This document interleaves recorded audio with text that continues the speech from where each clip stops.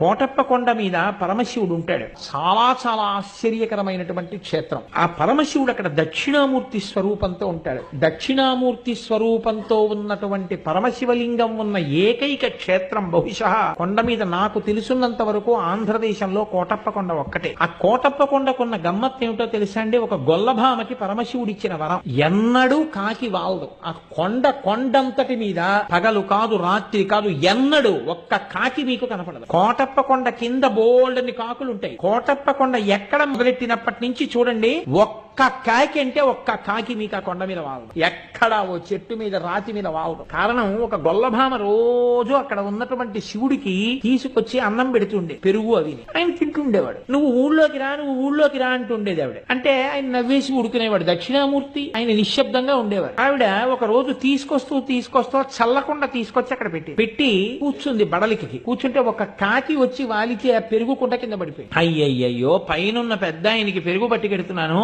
ఈ దిక్కుమాలిన కాకి వాలి పెరుగంతా కింద పడిపోయిందని బాధపడితే పరమశివుడు వృద్ధ బ్రాహ్మణ రూపంలో కిందకొస్తున్నవాడిగా కనపడి, నీకు వరం ఇస్తున్నాను, ఇక మీద ఎన్నడూ ఈ కొండ మీద కాకులు వాలవంటే అంత చిన్న కోరికతో సహా తీర్చేశాడు అక్కడ. నేను ఒకసారి శృంగేరి వెళ్ళినప్పుడు, శృంగేరిలో భారతీ తీర్థస్వామి వారి తల్లి గారు, ఆ తల్లి దగ్గరికి నేను వెళ్లి ఒక మాట అడిగానమ్మా, జగద్గురువు కదా, ఏ పుణ్యం వల్ల అటువంటి మహాపురుషుడు పుట్టాడని మీరు అనుకుంటున్నారమ్మా? మీకేదో కారణం తెలుస్తుంది, తెలియకుండా ఉండదు, దయచేసి నాకు చెప్పండి అమ్మా అన్నాను.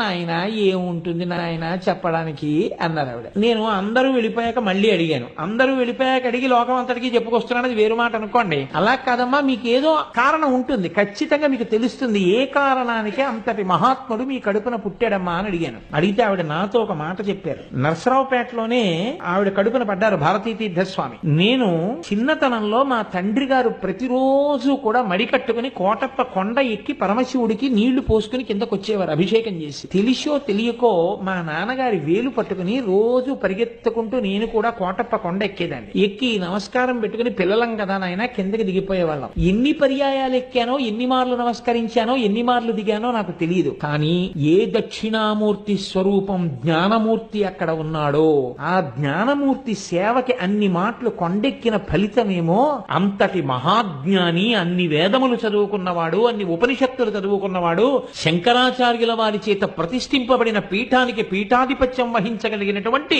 మహాపురుషుడు నా కడుపున పుట్టడానికి కారణం అదే అయి ఉంటుంది అని చెప్పారు. కోటప్ప కొండ అంత ప్రఖ్యాతమైనటువంటి క్షేత్రం.